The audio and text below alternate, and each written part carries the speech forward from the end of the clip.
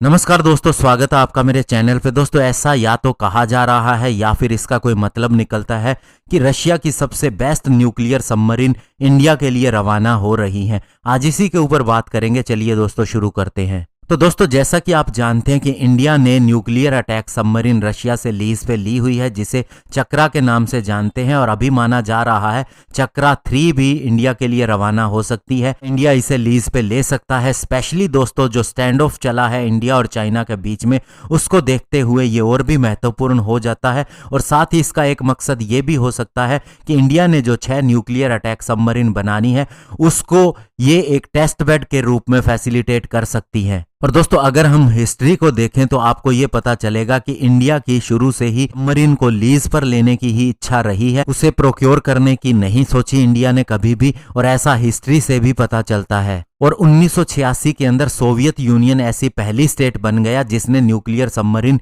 Lease पे दी। और ये डील की गई थी इंडिया के साथ में 10 सालों के लिए, जिसमें उसे एक चार्ली क्लास की nuclear cruise missile submarine lease पे दी गई थी। लेकिन दोस्तों, इस सबमरीन को जब इंडिया को सौंपा गया तो इसके साथ में बहुत ही ज्यादा रेस्ट्रिक्शन भी लगी हुई थी। ये सबमरीन एक्चुअल में K-43 सबमरीन थी, जिसे इंडियन नेवी के अंदर INS चक्रा के नाम से इंडक्ट किया गया। इस सबमरीन पे बहुत ज्यादा सोवियत यूनियन की इंस्पेक्शन रहती थी। मेंटेनेंस के लिए भी वे लगातार दौरे करते रहते थे। इवन दोस्तों, इसके ऊपर यह भी ध्यान रखा जाता था कि कुछ एक वेपन सिस्टम लोड न किए जा सकें और कभी भी इसका ऑफेंसिव पर्पस के लिए इस्तेमाल नहीं हो सकता था। इवन दोस्तों, इसके अंदर कुछ ऐसे भी प्रावधान किए गए थे कि इस सबमरीन के कुछ एक पार्ट्स को या कुछ एक चीजों को उनका सोवियत क्रू ही ऑपरेट कर सकता था। और इंडियन सर्विसमैन को इसके रिएक्टर पे जाने की मनाही थी, यानी कि उन्हें क्लियरली मना किया गया था। और दोस्तों, इन रेस्ट्रिक्शन की वजह से इंडिया ने इस लीज एग्रीमेंट को रद्द कर दिया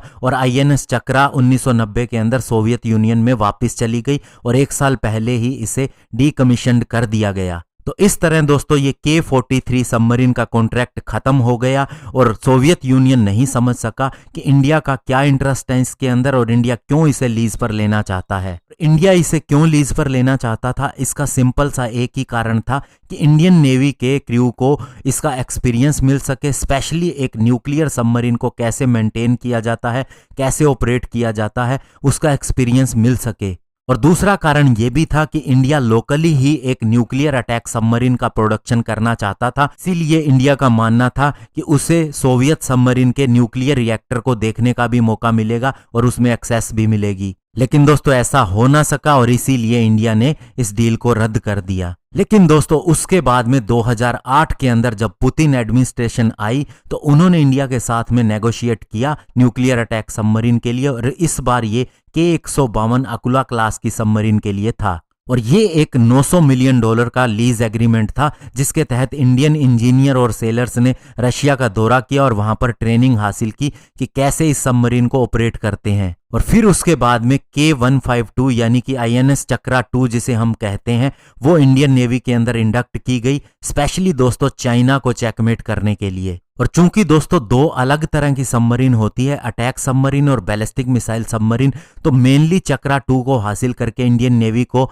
पर्पस ये था कि वह अपने क्रू को इसकी ट्रेनिंग दे सके ताकि उसकी लोकली बनने वाली न्यूक्लियर पावर्ड अरिहंत क्लास की सबमरीन को वे ऑपरेट कर सकें। हालांकि दोस्तों, ऊपरी तौर पर इंडिया यासिन क्लास की जो कि क्रूज मिसाइल वाली सबमरीन थी उसमें भी इंटरेस्ट रखता था, लेकिन वे अवेलेबल नहीं थी और ये सारी टेस्टिंग और कंस्ट्रक्शन की अलग अलग स्टेजेस से गुजर रही थी और केवल सिविरियोद्विंस्क नाम की सबमरीन ही अवेलेबल थी। और दोस्तों, चक्रा 2 का लीज एग्रीमेंट एक्सपायर होने में अभी काफी समय था, तो ऐसे में इंडिया ने एक और अकुला क्लास की सबमरीन को भी रेंट पे ले लिया और इसे ही इंडिया चक्रा 3 का नाम दे रहा है। ये इंडिया को 2025 में ट्रांसफर की जाएगी और इसके लिए हमने $3 बिलियन का कॉन्ट्रैक्ट किया है। और एक इंडियन ऑफिशियल ने यह भी बताया है कि डील के अंदर यह भी कहा गया है कि इस सबमरीन को इंडियन सेंसर और कम्युनिकेशन कंपोनेंट के साथ में रिफर्बिश किया जाएगा। और हालांकि दोस्तों, इस डील का पूरी तरह से खुलासा नहीं हुआ है पब्लिकली, लेकिन यह भी बताया जाता है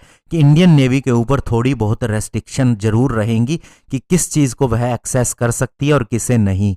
तो दोस्तों, ये चीज क्लियर है कि अब पहले की तरह जैसे सोवियत यूनियन ने रेस्ट्रिक्शन लगाई थी वैसी रशिया ने रेस्ट्रिक्शन नहीं लगाई है। और दूसरा, ये एक टेस्ट बेड के रूप में काम करेगी। स्पेशली दोस्तों, हमें इंडिजिनस 6 न्यूक्लियर अटैक सबमरीन बनानी है तो उसके अंदर बहुत सी चीजें हमें सीखने को मिलेगी और तैयारी करने को मिलेगी। धन्यवाद। जय हिंद।